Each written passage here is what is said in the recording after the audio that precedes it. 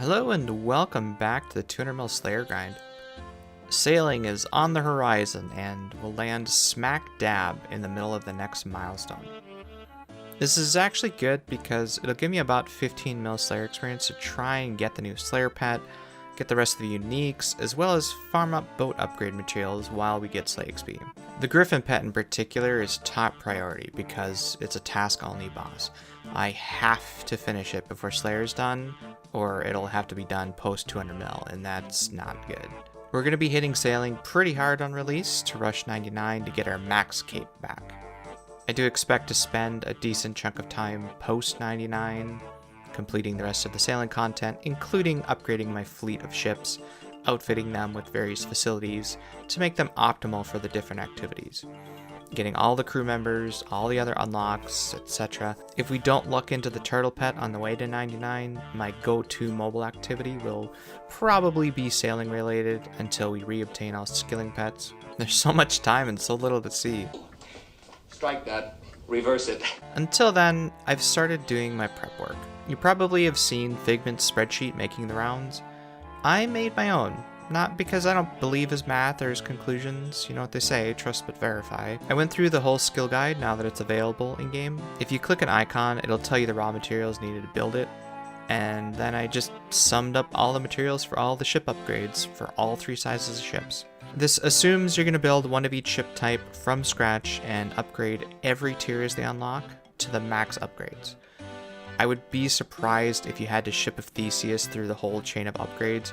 I think it's more likely you'll be able to start at their mithril tier when you unlock the sloop at level 50, for instance, but this list is trying to be extra conservative. I did the same process for all the facilities and added them up too. The total at the bottom is my starting point for preparations. Again, that's one of each ship type, fully upgraded, and building one of each facility. But you can have up to 5 ships in your fleet, presumably outfitted for different content, like one for combat, one for fishing, salvaging, and the Barracuda trials. I think the sloops can also have multiples of the same facilities, like 2 salvage hooks or 2 cannons, so we're going to take that total and double it. This will give us enough materials to build 2 of each ship type and 2 of each facility. So for the resources we can gather ahead of time, I think I'm all set now. Let's talk about forestry for a sec, because we will have to gather the new hardwood logs ourselves. The less time we spend chopping trees and making planks, the more time we can spend sailing. We have 2 means of expediting the log and plank gathering process. The first is directly by using sawmill vouchers. These aren't just for cost savings, despite what everyone seems to describe them as. They double the log input. Straight up, you will need to chop half as many logs if you have enough vouchers. We need roughly 1,100 of each log, 3,300 total for the 3 highest tier logs. Half of that is 1,650 sawmill vouchers. They're sold in packs of 10 for 150 anima bark each, which is 24,750 anima bark total to get enough. Second way to speed up the log gathering process is by using nature offerings. These generate 50 to 60% more logs when chopping. One gets consumed per log chop regardless if it provided an extra log or not, just like spirit flakes for fishing. You can buy ritual mulch for 150 anima bark, which will make 40 nature offerings, which will generate an extra 20 to 24 logs on average. To be conservative, let's just say 20 extra logs. We need to chop a total of 1,650 logs, with the offerings providing 50% extra. That gets reduced to actually chopping 1,100 logs in total. 1 offering per log chopped means we need 1,100 offerings. Sold in batches of 40, that means we need to buy 28 ritual mulch for 150 each, which is another 4,200 animal bark. In total, that's 28,950 bark to buy, 1,650 vouchers, and 28 mulch. If you have limited time and limited anima bark, the ritual mulch is a better bang for your buck than sawmill vouchers. It provides twice as many extra logs per bark as the vouchers do, but at the cost of needing to chop and bank more. I'm trying to minimize the time spent with the whole process by utilizing both of these items in conjunction to the greatest effect. In regards to other resources we'll need, try to get crystal tools if you can. The pick is 25% chance of mining 1 tick faster than rune, and it's better than dragon, which is only 1 in 6 chance. If you can get a second one for the axe, that'll be good for chopping as well. Get the Varrock diary done for the double orc chance. Make sure you have a fully charged celestial ring and a mining cape. The ring and cape should both work on lead, but it may not work on nickel as the skill cape effect only applies up to Addy, and nickel is a higher level ore than Addy, requiring 74 mining. Another thing to be mindful of is protecting your crops you're trying to grow. 6 flax is used to protect 1 hemp patch. 6 hemp is used to protect 1 cotton patch. It would be cool if I happen to grow excess hemp so I could ensure that the cotton doesn't die, but worst case, I plant hemp 1 additional cycle. It all depends how plentiful the seeds are. I may just send with ultra compost and not bother protecting cotton. On the hardwood side, camphor requires 10 white berries to protect, ironwood is 10 curry leaves, and rosewood is 8 dragon fruit. I had to plant curry for the first time in years. Curse you, Jagex. That's it for the prep I was going to do. I think I'm pretty well set now, minus doing more forestry for sawmill vultures. But I've got like 2 more weeks to get that done. On release, I plan to be up and at 'em for the launch at 4 a.m. my time. I've taken off the rest of the week and the following week of work, and I will be streaming here and also on twitch.tv/Rakupenda. Feel free to stop by and hang out. What might surprise you is I will not be sitting in Port Sarim waiting to start the Pandemonium quest instantly. I'll be starting here at Miscellanea waiting to collect. Part of my prep was to stockpile a bunch of bird nests with seeds and seed packs from contracts. But the way this was handled when the Kebos Lowlands released, and the addition of the Farming Guild, the Dragon Fruit, Celastrus, and Redwood seeds, they made a new ID for nests, which prevented you from stockpiling up ahead of time. After release, any new nests and other seed sources would bring with it the new seed tables. Given you can store points from Tithe Farm and Spirit Seeds to acquire level 5 seed packs instantly, I don't think they should try bothering to circumvent the stockpiling nests and seed packs that were acquired ahead of time. The only way you could realistically prevent all hoarding would be to not add the new seeds to the tables for release, but that sort of goes against the whole idea of sailing should be so fully integrated that it feels like it's always been a part of old school, you know? Anyway, I hope the nests and seed packs I stockpiled will work, but if they don't, that's where Miscellany comes into play. I have it set to full farm seeds and half maples for nests.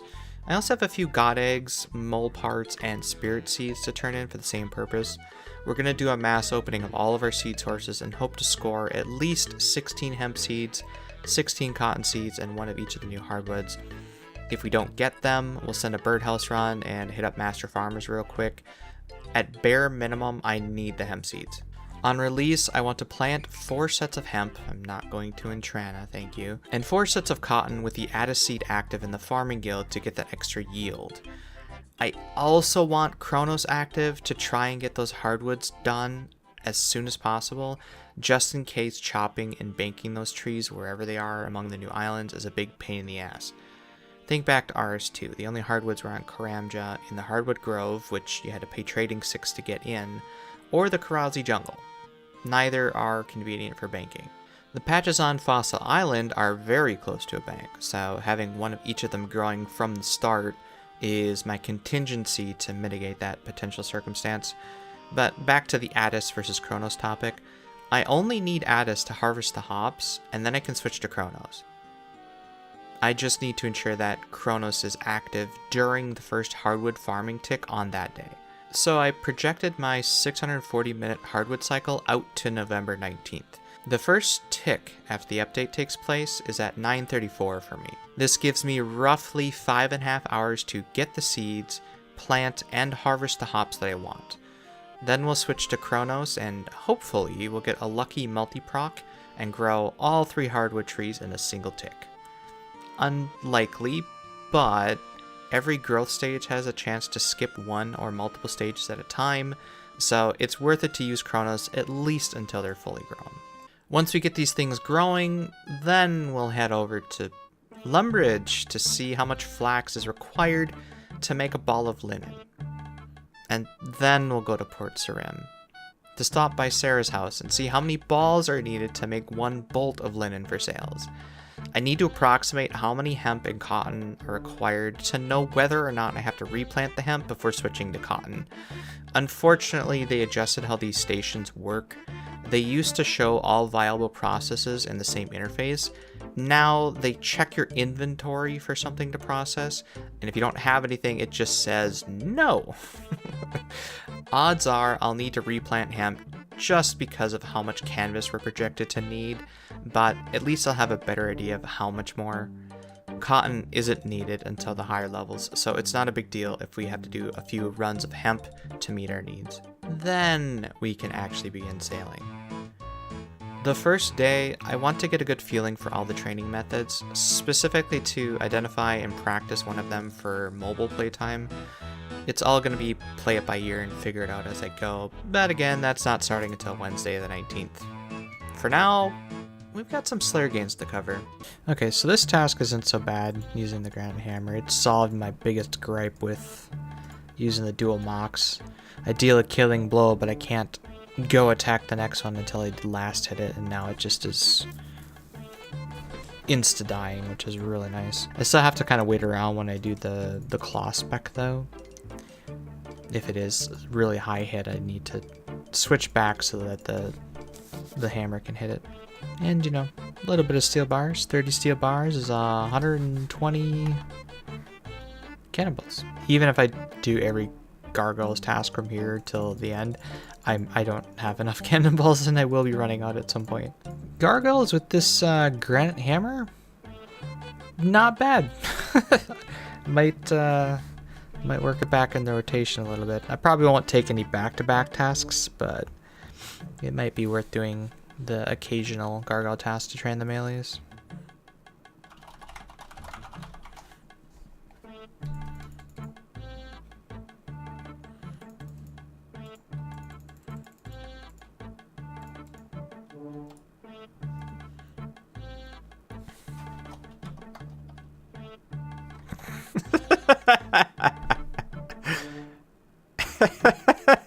Surely pet any day now. Yup. Congrats, Kalia. Yeah, so it's official. We're out of cannonballs. Well, not exactly out, but I do need to save some for sailing coming out. So yeah, we're done with cannon tasks, and we're gonna try doing some Venibo, Blood Velds, and Dagonauts for a while, and just see how it goes. Yeah, so gotta be honest, not really a big fan of this. Just not getting a lot of prayer, getting no combat experience except for a little bit of Slayer, and then the rewards aren't really that useful.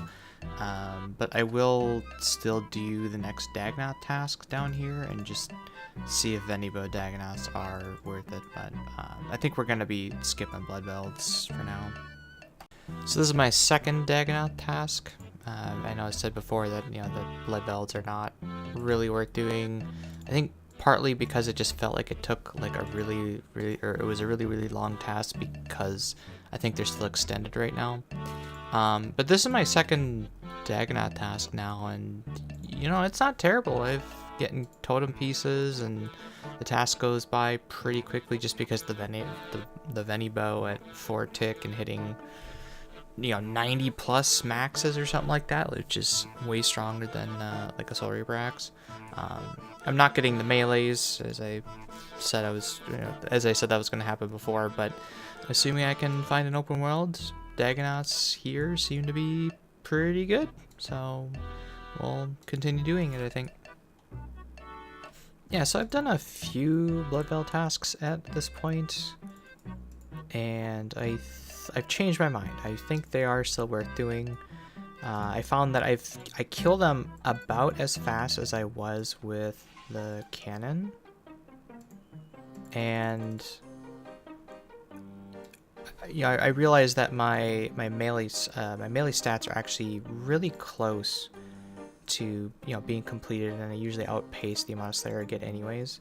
So having to do these tasks and, you know, offsetting the waiting and getting range XP when I don't need it, I don't think is going to affect me. It's going to be It's gonna be good. So I think we're gonna continue doing this as well as the Dagonos. Oh yes! We finally got one from Abbey Demons. Nice. And so I've been doing approximately 3-ish hours of just like nothing but burst tasks today. You can see that I have a crap ton of hard clue stack, but look at my XP per hour. This is what I could achieve if we finished the hard clue log and then just stopped doing hard clues.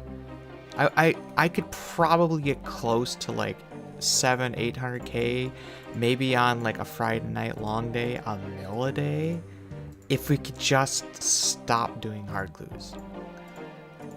That's let's be done, please. Let's get the hard clue, the Bandle's D'hide shield, and just be done with hard clues.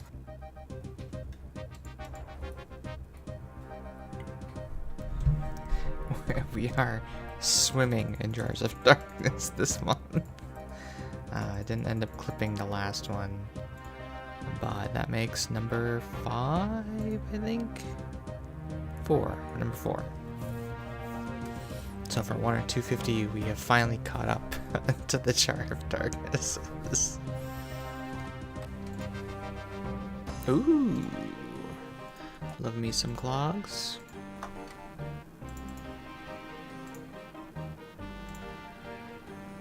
Ooh, another D'hide shield. We need the Bandos one though.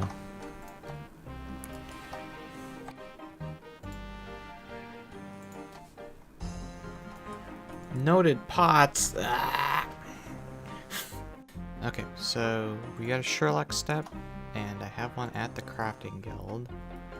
That's a much better one than this one. This one's not too bad, but this is my first Sherlock step since getting the better one that I want to try. Is it this one? Okay, because I have activate chivalry prayer, which is amazing. So we're gonna do the challenge, drop it, pick up the other one, which is this challenge. It should be done, I think, is how that works. And now I turn this in. And then we still have the other one there, right? Let me just double check. We still have activate chivalry. Hell yeah. Okay, so that's how that works. Awesome. So we never have to do skull bell again. I never have to make Lovakite armor again. I can get rid of the green dragon hide because I don't need it for this anymore. And the only thing we're ever going to do from now on is activate chivalry. So there you go.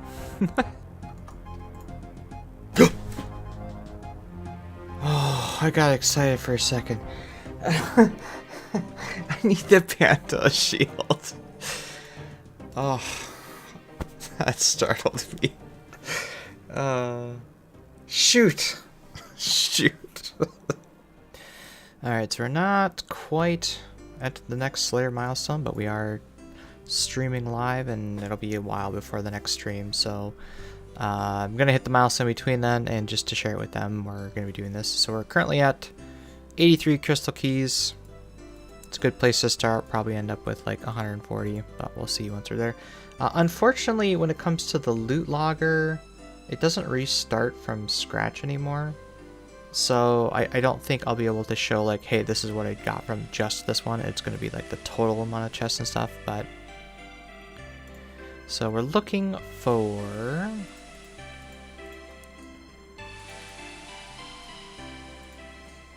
I'm looking for the gloves. Squid beak. Oh, that's for the sailing thing, right? Looking for the gloves.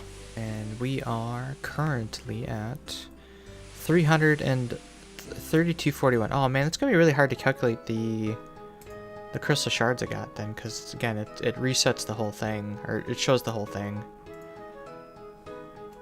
So I guess we're not gonna be able to do that plus or minus anymore, but it's alright. And then our key halves are definitely tooth heavy now, so any loop halves we get are essentially completed keys, which is great.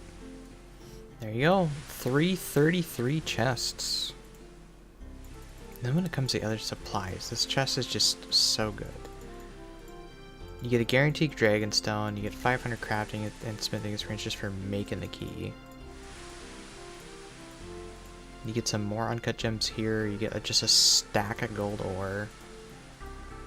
And raw sharks. Like, it's insane how good this stuff is. Not looking good. Not looking good.